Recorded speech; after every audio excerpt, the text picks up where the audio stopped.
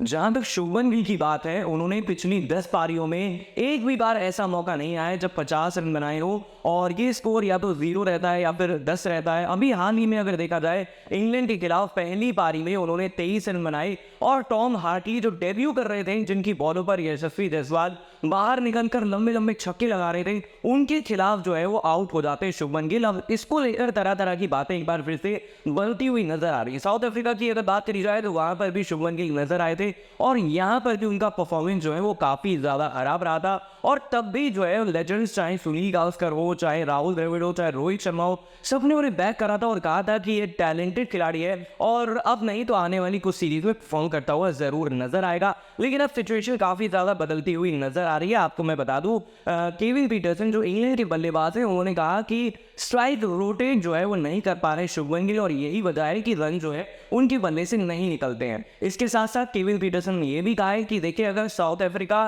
की बात करी जाए तो यहाँ पर तो उनका परफॉर्मेंस जैसा भी था, लेकिन उन्होंने राहुल द्रविड़ को लेकर यह भी स्टेटमेंट दिया है कि जब मैं रॉयल चैलेंजर बैंगलोर में खेलता था और उनके संग ड्रेसिंग रूम शेयर करता था, क्योंकि ये दोनों खिलाड़ी एक ही टीम से खेलते थे, तब उन्होंने कहा कि मैंने काफी कुछ राहुल द्रविड़ से सीखा है। यानी कि अगर आपके पास इंडियन लेजेंड है और इतने बड़े बड़े लेजेंड हैं कि विदेशी खिलाड़ी आकर उनसे सीखने की कोशिश करते हैं, तो डेफिनेटली जो है वो आपको उनसे सीखना चाहिए। अब इसके बाद अगर सुनील गावस्कर की बात करी जाए तो वो काफ़ी ज़्यादा गुस्सा नजर आए, कमेंट्री कर रहे थे दूसरे माफ कीजिएगा जो पहला टेस्ट मैच है इसमें, और यहाँ पर उन्होंने कहा कि देखिए, शुभमन गिल अपनी पारी की स्टार्ट तो ठीक ठाक कर लेते हैं, लेकिन उसके बाद जैसे ही 30 के आसपास पहुंचते हैं, अपना जो विकेट है वो थ्रो करके वापस पवेलियन में चले जाते हैं। अगर हम बात करें पिछली कुछ शानदार पारियों की, तो उन्होंने गावा के मैदान में 91 रन की पारी खेली थी और तब से लेकर उसके बाद कई सालों तक ये कहा जाने लगा कि शुभमन गिल जो है वो विराट कोहली को रिप्लेस कर सकते हैं, नेक्स्ट बड़े सुपरस्टार बन सकते हैं। और जहां तक इंडियन प्रीमियर लीग की बात है, आपने देखा सबसे ज्यादा रन बनाने वाले खिलाड़ियों में पहले नंबर पर थे, यानी कि विराट कोहली भी उस लिस्ट में दूसरे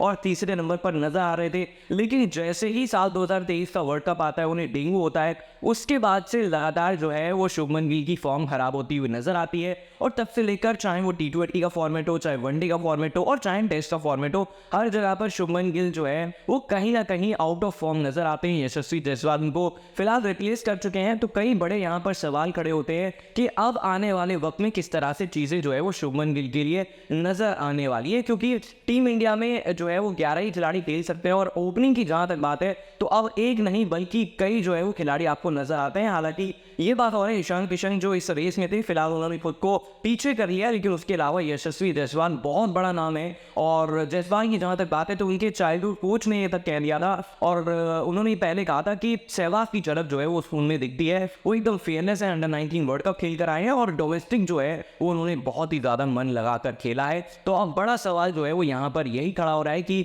चाहे केविन पीटरसन हो, सुनील गावस्कर हो, कई खिलाड़ी जो है वो उनको लेकर तरह तरह की बातें कर रहे हैं। और अनिल कुंबले भी ये कह रहे हैं कि स्ट्राइक रोटेट करिए और ऑफ साइड पर खेलने के लिए ज्यादा ध्यान दीजिए। तो क्या शुभमन गिल बेहतर खेल पाएंगे? क्या इन लेजेंड्स की बात सुनेंगे शुभमन गिल? आप कमेंट करके जरूर बताइएगा।